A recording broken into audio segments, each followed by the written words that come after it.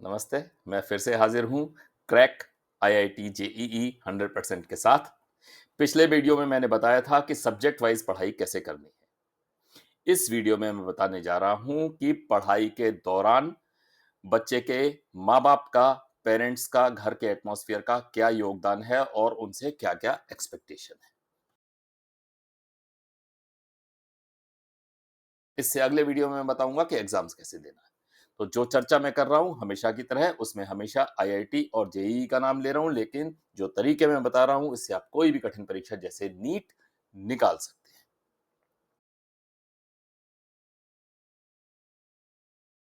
ये वीडियो मैंने पेरेंट्स को एड्रेस किया है, लेकिन बच्चों को भी ये वीडियो देखना चाहिए। बच्चे यानी कि छात्र जो पढ़ाई की तैयारी कर रहे हैं, वो उनको भी ये वीडियो देखना चाहिए। इस वीडियो में हम किस किस टॉपिक पे बात करने वाले हैं। हम बात करेंगे सोशल मीडिया की, कि किस तरह से वो डिस्ट्रैक्शन है। हम बात करेंगे कंबाइंड स्टडी की। हम बात करेंगे डिस्टरबेंस में पढ़ाई की। हम बात करेंगे कि बच्चे के स्वास्थ्य का कैसे ध्यान रखना है, बच्चे का टाइम टेबल कैसे मेंटेन करना है, बच्चे को एग्जाम के दिन की तैयारी कैसे करानी है, बच्चे के साथ हमारा बिहेवियर कैसा होना चाहिए, और हमें अपने घर का माहौल कैसा बनाकर रखना है। ठीक है। तो वन बाय वन हम इन सारे टॉपिक्स पे बात करेंगे। सबसे पहले सोशल मीडिया। सोशल मीडिया आज के इस मोबाइल वाले युग में, जहां हर हाथ में एक मोबाइल है, उसमें मैं कहूं कि नहीं भाई मोबाइल और कंप्यूटर बिल्कुल बंद कर दो इस्तेमाल, तो ये इम्पॉसिबल है। लेकिन साथ साथ हमें ये मानना पड़ेगा कि सोशल मीडिया एक बहुत बड़ा डिस्ट्रैक्शन है पढ़ाई में। मैंने पहले ही वीडियो में कहा था, केवल वो बच्चे जेईई की तैयारी करें जिनका अपना खुद का एम है जेईई में जाने का। ठीक है, क्योंकि वही बच्चे इस टेम्पटेशन को काबू कर पाएंगे और इस डिस्ट्रैक्शन से अपने आप को बचाकर पढ़ाई में ध्यान दे पाएंगे। याद रहे कि बच्चे इस समय टीन एज के एंड पर हैं, तो नेचुरली उनमें अपोजिट सेक्स के लिए बहुत सारा क्यूरियोसिटी और बहुत सारा अट्रैक्शन रहेगा। तो सोशल मीडिया पे अवेलेबल इस तरह के कंटेंट से, मूवीज से, वीडियोस से बच्चे को बचाना बहुत जरूरी है। तो निष्कर्ष क्या निकला? निष्कर्ष ये निकला कि मोबाइल का इस्तेमाल कम से कम करें, केवल कोचिंग आते जाते समय पे करें, या ओनली पढ़ाई रिलेटेड डिस्कशंस या टीचर से बात करने के लिए मोबाइल फोन का इस्तेमाल करें। कंप्यूटर्स का इस्तेमाल केवल पढ़ाई रिलेटेड वीडियोस, जैसे कि अलग पांडे के वीडियोस देखते हैं फिजिक्स के लिए, उन सब चीजों के लिए इस्तेमाल करें। ठीक है। कोई ऑनलाइन क्लासेस नहीं। ऑनलाइन क्लासेस क्लासेस केवल उस केस में जैसे कोरोना जैसी कोई इमरजेंसी हो गई, जब कोई दूसरा कोई रास्ता नहीं है, तब ऑनलाइन क्लासेस करें, वरना कोई ऑनलाइन क्लासेस नहीं। बच्चे कंप्यूटर का इस्तेमाल उसके लिए भी करते हैं कि कोई क्वेश्चन नहीं आया तो उसका सॉल्यूशन देखना है, तो गूगल में टाइप करते हैं उस क्वेश्चन को, उसका सॉल्यूशन निकाल लेते हैं। मैं उसको मना करता हूं, अगर आपको कोई क्वेश्चन नहीं आ रहा है तो आप अपनी कोचिंग में अपने टीचर से पूछें, इंटरनेट पर जाकर उसका सॉल्यूशन सर्च ना करें। इसके बारे में मैंने डिटेल से अपने दूसरे और तीसरे वीडियो में बताया भी था कि क्यों क्यों आपको इंटरनेट पे सॉल्यूशन नहीं ढूंढना है, क्यों आपको अपने टीचर्स से पूछना है। अब कंबाइंड स्टडी की बात। कोई भी regular combined study is no good for you. अगर आपका बच्चा लगातार कंबाइंड स्टडी कर रहा है, इसका मतलब है कि वो स्टडी नहीं कर रहा है, सिर्फ गप्पे मार रहा है। बच्चे के जो मित्र उसकी कोचिंग से हैं, उसके साथ सारे डिस्कशंस कोचिंग में ही किए जा सकते हैं। कोचिंग वाले खुद भी इस प्रैक्टिस को एनकरेज करते हैं। वो खुद चाहते हैं कि बच्चे अपनी सेल्फ स्टडी भी हमारी कोचिंग में, हमारी प्रीमाइसेस के अंदर, हमारे टीचर्स की प्रेजेंस में करें। तो कंबाइंड स्टडी भी करनी है तो वही 3-4 बच्चे अपनी बुक्स ले जाएं, कोचिंग में ही, वहीं उन्हीं के प्रीमाइसेस में, टीचर्स की प्रेजेंस में, वहां पर कंबाइंड स्टडी करना है तो करें। ठीक है। लेकिन अगर बच्चे के कोई फ्रेंड ऐसे हैं जो किसी दूसरी कोचिंग में पढ़ते हैं, तो कुछ डिस्कशंस इंपॉर्टेंट हो सकते हैं, कुछ जो है आदान प्रदान विचारों का किया जा सकता है। उसके लिए ज्यादा से ज्यादा महीने में 1 दिन या तो फिर 2 दिन कंबाइंड स्टडी सफिशिएंट है, इससे ज्यादा नहीं। ठीक।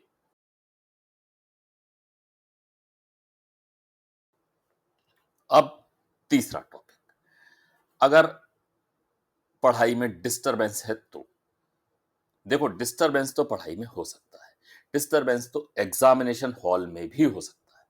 एग्जामिनेशन हॉल में अनेकों प्रकार के डिस्टरबेंस हो सकते हैं कि जैसे पंखे की ही चर्र चर्र की आवाज आ रही है, इन्विजिलेटर्स आपस में बात कर रहे हैं जोर जोर से, पड़ोस की किसी बिल्डिंग में कंस्ट्रक्शन काम चल रहा है, ड्रिल मशीन की आवाज आ रही है, पड़ोस में कोई रोड जा रही है, उस पर हैवी ट्रैफिक है, हॉर्न और ब्रेक्स की ची ची ची की आवाजें सुनाई दे रही हैं। डिस्टरबेंस तो एग्जामिनेशन हॉल में भी हो सकते हैं। तो डिस्टरबेंस में पढ़ने की आपको आदत डालनी पड़ेगी। इस आदत के लिए सबसे अच्छा तरीका है कि दिन में कम से कम आधा घंटा या तो फिर 1 घंटा प्रतिदिन, हर रोज, पूरे 2 साल तक हर रोज आधा घंटा या 1 घंटा आप किसी डिस्टरबेंस वाली जगह पे पढ़ें। घर में सबसे अच्छा डिस्टरबेंस वाला जगह होती है आपका टीवी रूम, जहां पर टीवी चल रहा हो, सब लोग टीवी देख रहे हो, कोई मैच चल रहा हो, उस समय पे आप जाके उस रूम में उस जगह पर बैठ के कम से कम आधा या 1 घंटा पढ़ाई करें।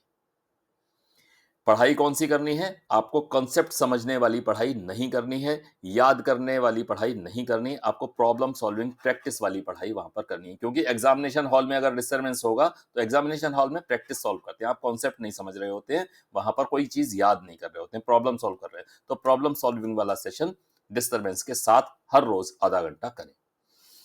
ऐसा सेशन करने से पहले आप पहले टारगेट डिसाइड कर लें कि ये आधे घंटे में मेरा ये टारगेट है, या इस 1 घंटे में मैं ये 10 प्रॉब्लम सॉल्व करूंगा।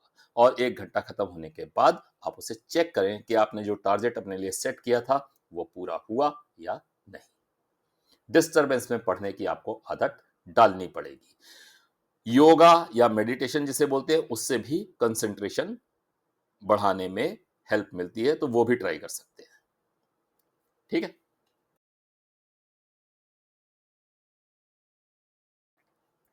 अब तीसरा टॉपिक, हेल्थ, स्वास्थ्य। स्वास्थ्य बहुत जरूरी है। एक छोटा सा जुकाम भी आपके 3-4 दिन बर्बाद कर सकता है। कोई बड़ी बीमारी हो गई जैसे कोरोना, डेंगी, मलेरिया, तो कम से कम आपके 8-10 दिन गए। इनिशियल फेज में तो अगर 3-4 दिन आपके बेकार हुए तो आप उसे कवर अप कर सकते हैं, लेकिन अगर एग्जाम के 2 महीने ही बचे हैं, 1 महीना बचा, उसमें अगर आपके 4 दिन गए तो समझ लो गए, फिर आप उसको कवर अप नहीं कर पाएंगे। तो बीमारियों से बचना बहुत जरूरी है। सबने पढ़ा हुआ है, विटामिन सी आपकी इम्यूनिटी बढ़ाता है। विटामिन सी या मल्टीविटामिन की कोई टैबलेट्स अपने डॉक्टर से पूछ लें, बात कर लें, उसके बाद रेगुलर इंटरवल्स पे लेते रहें। 1 महीना ले लिया, 1 महीना छोड़ दिया, या इस तरह से जैसा डॉक्टर बताए। इसके अलावा कुछ लोग च्यवनप्राश खाते हैं, आंवला खाते हैं, पर्पस है इम्यूनिटी बढ़ाना। इम्यूनिटी बढ़ती है विटामिन सी से। ठीक है, सिंपल सी चीज है। तो डॉक्टर से बात कर लें, और च्यवनप्राश तो डॉक्टर से बिना बात किए भी खा सकते हैं। और बीमारियों से बचने के लिए आपको मक्खी, मच्छर, इन सब चीजों से बचना पड़ेगा। बाजार में जाके खुले कट फ्रूट्स बिकते हैं या ऐसा जंक फूड खुले में बिकता है, वो सब नहीं खाना है। ऑयली हैवी मसालेदार खाना जो है बाजार में जो मिलता है वो नहीं खाना है। घर में बना हुआ खाना खाएं, हाथ अच्छी तरह धोने के बाद। और एक बात, एग्जाम से लगभग 6 महीना पहले आपको सारे फिजिकल एक्टिविटीज वाले जो गेम्स हैं या कोई भी और एक्टिविटीज हैं, जैसे डांस हो गया, फुटबॉल हो गया, क्रिकेट, बैडमिंटन, इस तरह की चीजें 6 महीना पहले छोड़ दें, क्योंकि चोट से भी बचना जरूरी है। पैर में मोच आ गई, हड्डी टूट गई, आपका बहुत समय बर्बाद हो जाएगा। थोड़ा बहुत मोटापा बढ़ता है, तोंद निकलती है, निकल जाने दो यार, बहुत टाइम मिलेगा बॉडी बनाने के लिए। ठीक है। तो हेल्थ का ध्यान रखना बहुत जरूरी है। हेल्थ का सीधा रिलेशन आपके टाइम से है। 10 दिन बीमार हुए तो 10 दिन वो वापस नहीं आएंगे, आपकी पढ़ाई चौपट हो जाएगी। ठीक।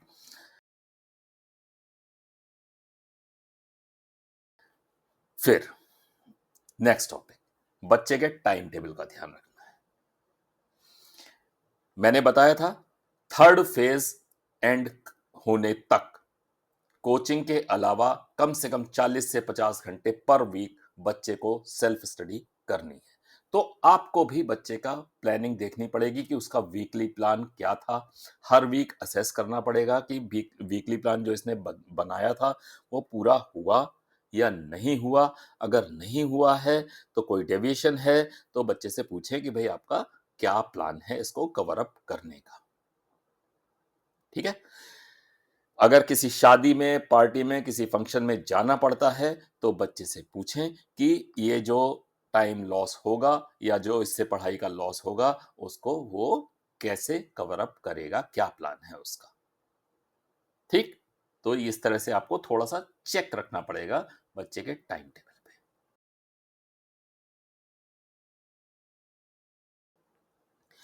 अब बात करते हैं एग्ज़ाम्स के दिन की तैयारी की। ज़्यादातर बच्चे रात में 2 या 3 बजे तक पढ़ते हैं और उसके बाद सुबह 10-11 बजे तक सोते हैं। इस तरह से पढ़ाई नॉर्मली यही शेड्यूल रहता है बच्चों का, मैंने देखा है। तो इसमें कोई दिक्कत नहीं है, बिल्कुल अच्छा शेड्यूल है 23 महीने तक। 24वें महीने में आपको ये शेड्यूल बदलना पड़ेगा। एग्ज़ाम का समय ज़्यादातर सुबह 9 बजे का होता है, ठीक है? रात में 2 या 3 बजे तक पढ़ने के बाद, 3 बजे सोने के बाद अचानक से आपको एक दिन उठा दिया जाए कि 6 बजे उठ जाओ, जल्दी से फ्रेश हो जाओ, नहा धो लो, नाश्ता कर लो, चलो एग्ज़ाम देने जाना है, 9 बजे आपके सामने एग्ज़ाम पेपर रख दिया जाए, आप कुछ नहीं कर पाओगे। ना ढंग से फ्रेश हो पाओगे, ना नाश्ता कर पाओगे और एग्ज़ाम टाइम में चवाई लोगे, नींद आ रही है। आपकी पूरी 2 साल की मेहनत 2 मिनट लगेगा चौपट होने में।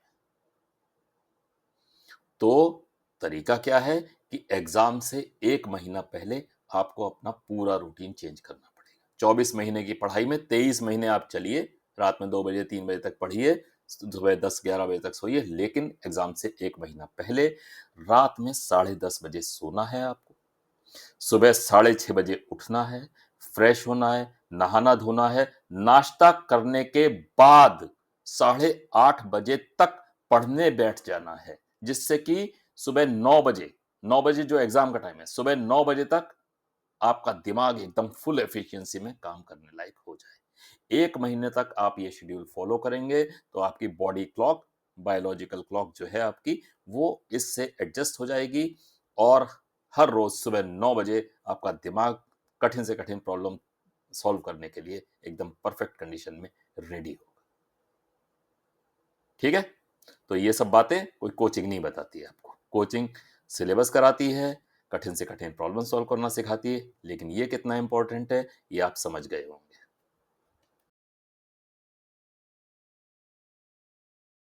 अब बहुत ही इंपॉर्टेंट और बहुत ही सेंसिटिव टॉपिक, बच्चे के साथ आपको बिहेवियर कैसे करना है।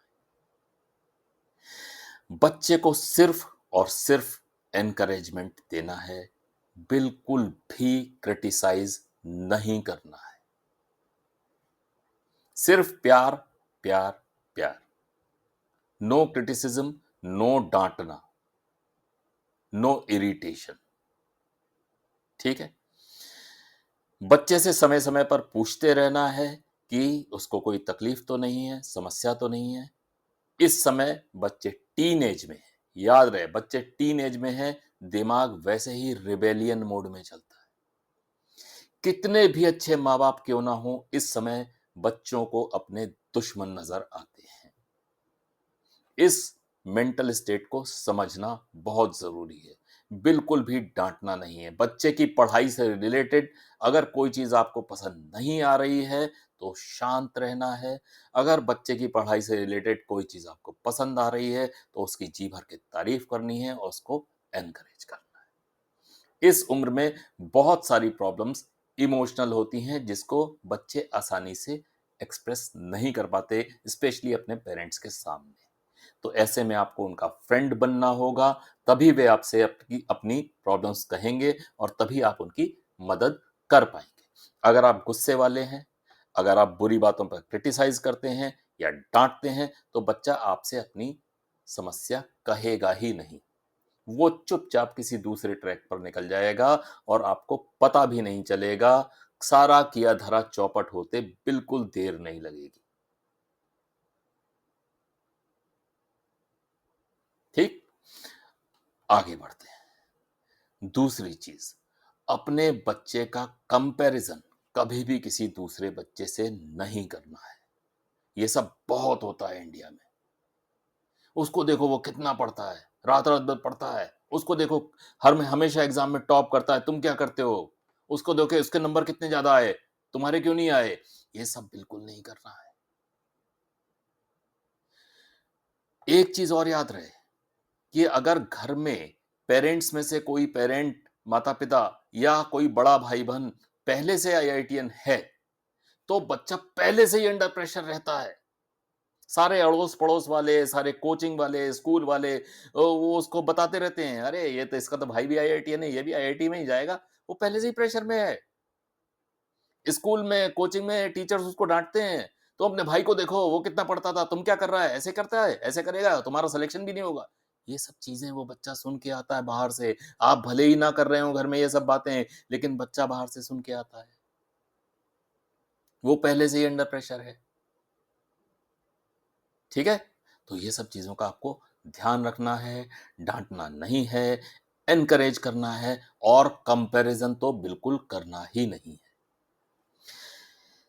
आपको बच्चे के नंबरों पे ध्यान नहीं देना है।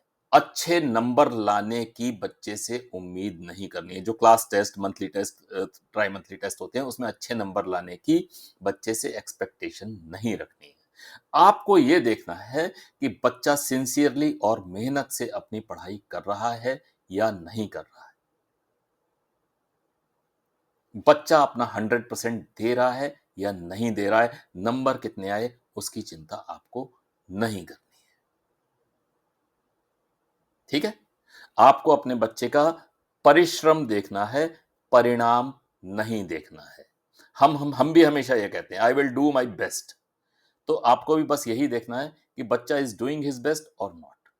और अगर आपको कोई चीज कमी लगती है तो डांटना या इरिटेट नहीं होना है, बच्चे से ही पूछना है, बेटा आपको लग रहा है ना आप अपना 100% दे रहे हो या नहीं, समय समय पर बस इतना पूछ लेना है कि are you sure you are giving your 100%। बस इतना इशारा काफी है, इससे ज्यादा नहीं कहना है। ठीक है? आपने वो मूवी देखी होगी थ्री इडियट्स। थ्री इडियट्स में वो आमिर खान था ना, रेंचो। वो क्या कहता था? सक्सेस के पीछे मत भाग, एक्सेलेंस के पीछे भाग, सक्सेस झक मार के तेरे पीछे आएगी। बस यही गुरु मंत्र है। आपको भी अपने बच्चे को यही बोलना है कि नंबरों के पीछे मत भाग, कॉन्सेप्ट समझने पे ध्यान दे, प्रॉब्लम की प्रैक्टिस पे, स्पीड पे ध्यान दे, नंबर झक मार के तेरे पीछे आएंगे। ठीक? अब आखिरी टॉपिक, घर का माहौल। ठीक?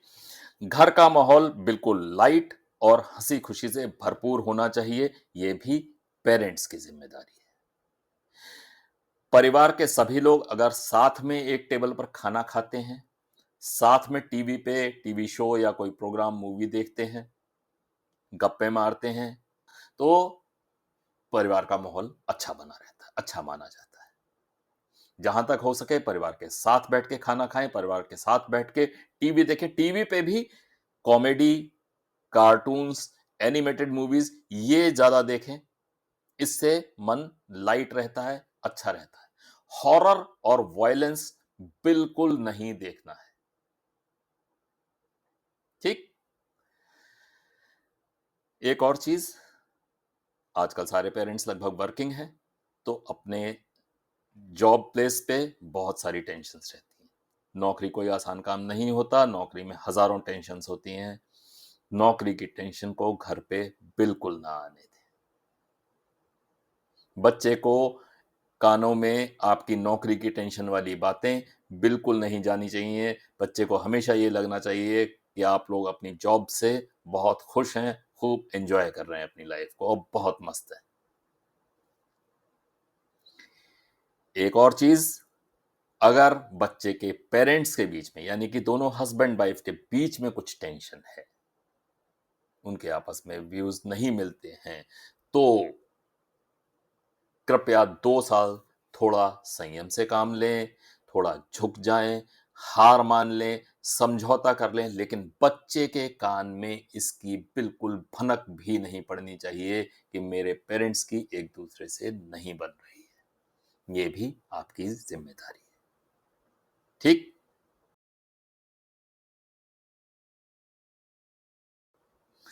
और एक बार फिर से बच्चों के पैटर्न्स बता देता हूँ मैं आपको कि अगर आपको आपके बच्चे को बार-बार पेपर लेंथी लग रहा है, हर बार एग्ज़ाम देके आता है, क्लास टेस्ट देके आता है, मंथली टेस्ट और बोलता है पेपर बहुत लेंथी था, इसका मतलब वो लिख-लिख के प्रैक्टिस नहीं कर रहा है, लिख-लिख के नोट्स नहीं बता रहा है। मैंने लिख-लिख के नोट्स भी 3 बार बनाने को बोले थे। आपने अगर मेरा 4th वीडियो या 3rd वीडियो देखा होगा तो। लिख के नोट्स बनाना, लिख के प्रैक्टिस करना, ये बहुत ज़रूरी है। अगर वो नहीं कर रहा है, तो वो बार-बार आके यही कंप्लेंट करेगा कि पेपर बहुत लेंथी आया था, बहुत लेंथी आया था। अगर आपका बच्चा बार-बार सिली मिस्टेक्स कर रहा है, कि आता तो था, बस ज़रा-सा सिली मिस्टेक हो गया, आता तो था, ज़रा-सी गलती हो गई, ध्यान नहीं दिया। तो इसके मतलब उसमें पेशेंस की कमी है और कॉन्फिडेंस की कमी है। तो आपको इन सब पे भी वर्क करना पड़ेगा, ठीक?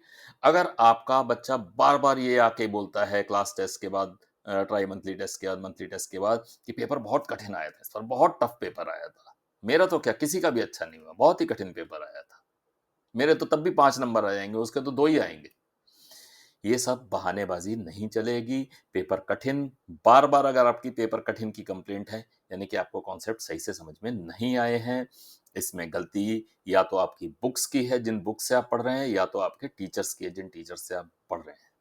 तो आपको आपकी बुक्स या टीचर्स बदलने पड़ेंगे, कॉन्सेप्ट समझने पे ज़्यादा ध्यान देना चलेगा। ये जेईई का एग्ज़ाम है, कोई बहाना नहीं चलेगा कि पेपर लेंथी आया था, पेपर बहुत कठिन आया था, पेपर में मेरे से सिली मिस्टेक्स हो गई, ये सब बहानेबाज़ी नहीं चलेगी।